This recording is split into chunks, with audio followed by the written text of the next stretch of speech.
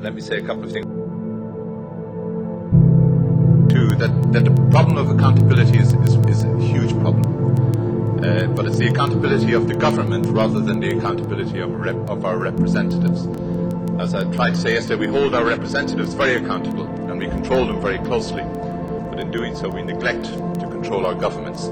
Any reform has to deal with that.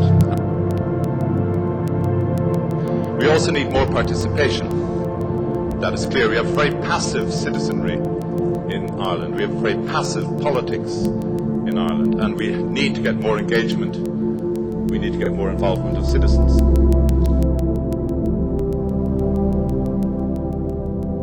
But one of the things where we also need much more accountability and much more engagement is at the European level.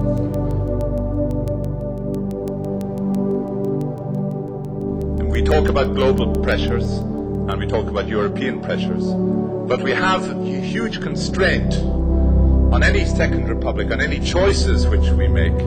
We have a huge constraint being imposed by Europe. And while we talk about governments engaging with Europe, and ministers engaging with Europe, and political leaders engaging with Europe, we talk very, very little and see very, very little opportunity for citizens to engage in Europe, and for citizens to hold Europe accountable.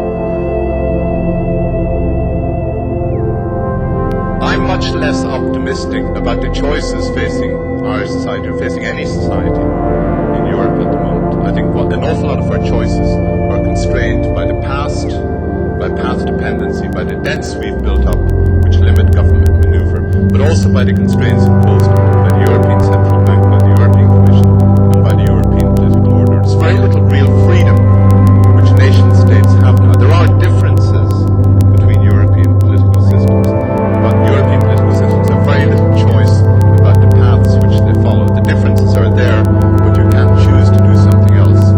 So you are constrained and bound within a set of parameters, and a lot of those parameters are established by Europe. So one of the key things we have to do is not just talk about more accountability, and one of the things we have to do is not just achieve more accountability and more participation at the national level. We must achieve more accountability and more participation at the European level. That is one of the essential things, is that we can't go back to, and we shouldn't go back to, although we may have a choice, not go back to the neoliberal model.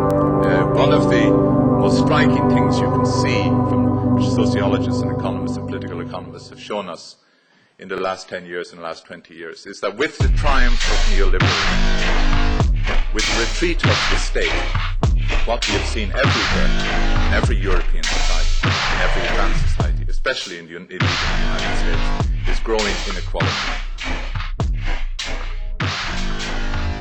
The rich have become not only richer, but they have much more control over the future of their societies than the poor. The gap between rich and poor is widening all the time. And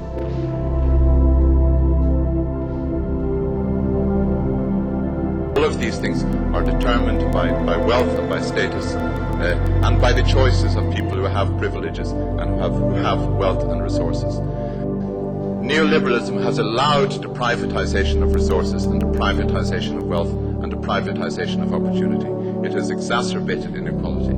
So unless neoliberalism is turned back or restricted, unless the state really begins to control the market for the benefit of society rather than controlling society for the benefit of the market.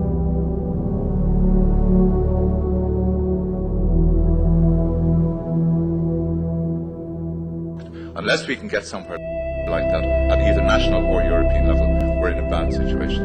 Thank you.